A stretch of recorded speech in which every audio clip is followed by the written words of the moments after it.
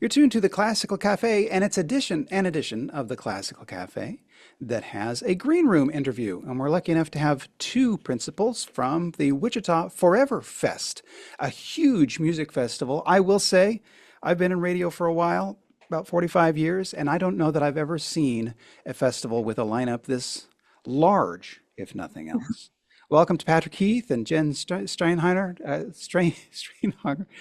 Say your name for me, Jen, one more time. Jen Steinhocker. There you go. There you go. Now I can read my own writing. Well, thanks for being with us. You have do you know even how many groups are going to be taking part in this festival that's on August 22nd?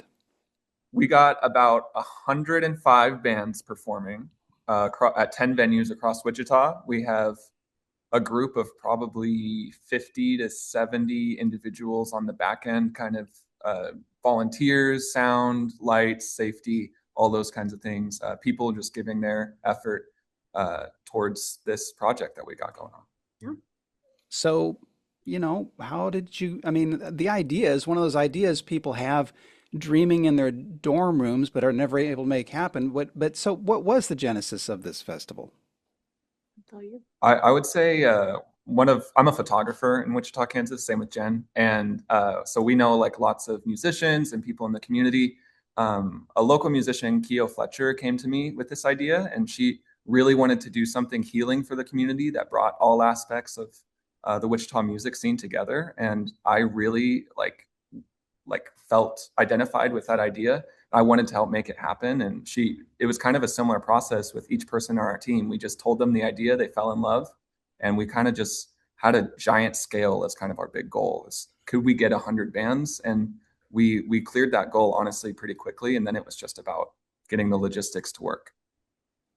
Through whom did you know 105 bands? Well, we made an Instagram account, and we added all of our friends, and then we just said, hey, we're putting out a call for artists. Anybody who wants to be a part of this, whether you play blues, jazz, you're hip hop, maybe you do hardcore music, you do rock and roll. We want everybody to apply to be a part of this. We're going to get as many of you as we can on as many stages as we can. And it's kind of like a no questions asked thing. So we're trying to get as many people to show interest. And then based on that list, we had probably 250 by the end apply. We curated a list of 100 bands that kind of identify with our mission and what we're trying to do here. And it wasn't that hard because there's just so much support and passion for this idea already that we just kind of caught the wave. Well, we demonstrate our interest 24 hours a day with several channels online and even over the air that have a variety of musics, as some would call these genres. Do you have a genre here that, I mean, I can see that there are artists in several different genres and some have more artists than others. Is there kind of a central theme here, or is variety the whole point?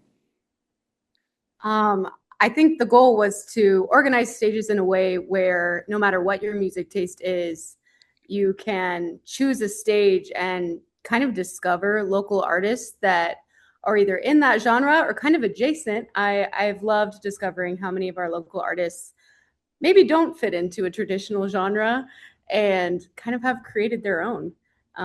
So it's really about accessibility for people to perform, accessibility for people to attend, and just like the discovery and awareness of just the beautiful art community that we have here in Wichita. And that's something that, oh, my I'm bad. sorry. Well, I like the fact that you were referencing the art community because it's not just the musical arts, but you need some place to do the concerts. Correct. Yes. It's not just the musical arts. We will also have live artists performing as well. And as also some like performing artists at some of these venues. And we just really want it to be an experience and for people to show up at these locations and be like, wow, I didn't know there were so many people in Wichita doing this. So, yeah. Well, we'll be back in a couple of minutes and talk about the logistics of getting around and getting tickets and that sort of thing. The website is WichitaForeverFest.com. couldn't be more logical. So Yeah. yeah, if you have an interest or you have an interest on behalf of someone in your household who is putting together their own set of musical tastes and looking for ways to reach out into the world, It's wichitaforeverfest.com. Stay tuned to Radio Kansas. We'll talk to these folks here in a couple of moments. Among the things you can take part in would be dancing. Dancing, informal dancing anyway, is part of the festival. And so let's celebrate that a little bit more with a dance of a comedians from The Bartered Bride by Bedřich Smetana, the Philadelphia Orchestra with Eugene Ormandy.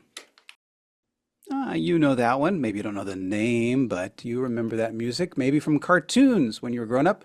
The Dance of the Comedians from The Bartered Bride by Bedřich Smetana, the Philadelphia Orchestra under Eugene Ormandy.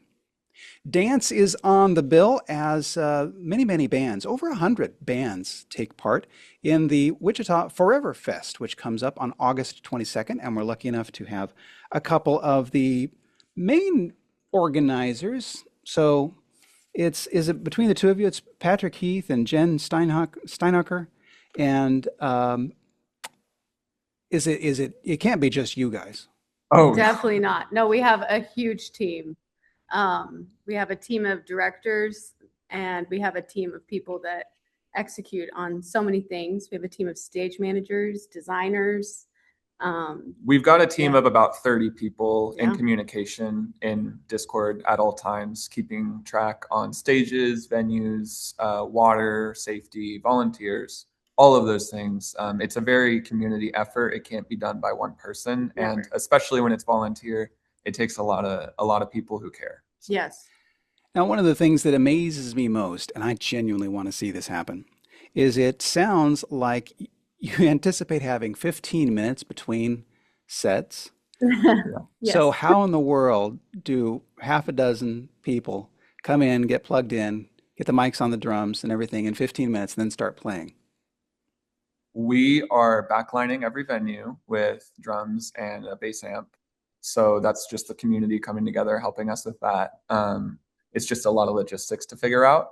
And then on top of that, a lot of bands do have their own equipment that they want to use. In that case, they have agreed to make that work. You know, when everybody wants this to be a showcase thing, they want it to be as many bands as possible. And they understood that when they applied, that it was short 30-minute sets. So it's showcase style, trying to get people on and off, just so that people can experience different kinds of music and as many different kinds in one day as possible. Now, I recognize that neither of you could possibly be an expert in each of the genres represented. But you know, if you're a fan of Radio Kansas's folk music or our jazz, you just might like the country and blues that taking place at Central Standard Brewing. And can you tell me anything about any of the ensembles that are playing there through the day? Yeah, so I am really looking forward to Thorn Hayes. He's this really good blues rock act here out of Wichita. He is kind of on the come up as a big blues kind of local star. And then some more kind of later in the evening, I'm really looking forward to Nexus 316 Music. They do Latin fusion, which has like jazz, a lot of different instruments. And then after that will be Belafonte and Josue Estrada Band, which are both jazz fusion acts. Mm-hmm. So it gets even more dancey as the night goes on. At the But same early- venue. Sorry. Yeah, all at the same venue. Earlier in the day, it'll be folkier, slower, more country sounding bands. In the evening, it'll get more into like jazz and Latin fusion and stuff. Yeah, one of those earlier ensembles is called Highway 14, and it just turns out that about half the people on the floor here at Radio Kansas are in one way or another related to one of the young folks who's a member of that ensemble. So Very exciting. let's see, and an amazing website because again, you're representing more than 100 acts. 1, 2, 3, 4, 5, 6, 7, 8, 9, at least 9 distinct venues. Are Yeah. things still taking place at Harvester Arts? Yes. Yes. Okay, Yes. all right. I heard there may have been some adjustments there, so that's a fabulous venue. There's something called the Arcade. Yes. So that's for some of the more pop forms of music. But again, one of the most impressive things we've ever seen happen in the arts, and we wanted to make sure we get some of these folks on the air. So again, thanks, Patrick and Jen both, and break several legs, I guess, on August 22nd, which you know is closer than it feels. It's only about 10 days off. Let's see, today's the 13th, less than 10 days. And so do look into this if you have any interest at all, or again, at least direct someone who might. WichitaForeverFest.com. And you mentioned while we were kind of off the air there, you wanted to make sure and emphasize this is a free event for anybody who can show up. Yes, no tickets required. Just go to our website and kind of research what venue you'd like to visit, and we'll see you there. You can also catch us on Facebook and on Instagram at Wichita Forever Fest. You can follow along to see what our team is doing behind the scenes, see flyers for each stage. We have an all team of local artists. So a lot of art has gone into this festival and the preparations for it, the promo for it. So we'd love you all to go check it out. It's all on WichitaForeverFest.com or our social media. Well, again, we know you're both busy, so thank you so much for making time with us today. So again, that's Wichita Forever Fest, a huge music festival taking place in the Wichita area. And again, we hope that if you know someone who might be interested in some of this music, that you'll pass along the word. We continue our classical music this noon hour with an arrangement for orchestra by Leopold Stokowski of Clair de Lune by Debussy. The Cincinnati Pops Orchestra under Eric Kunzel.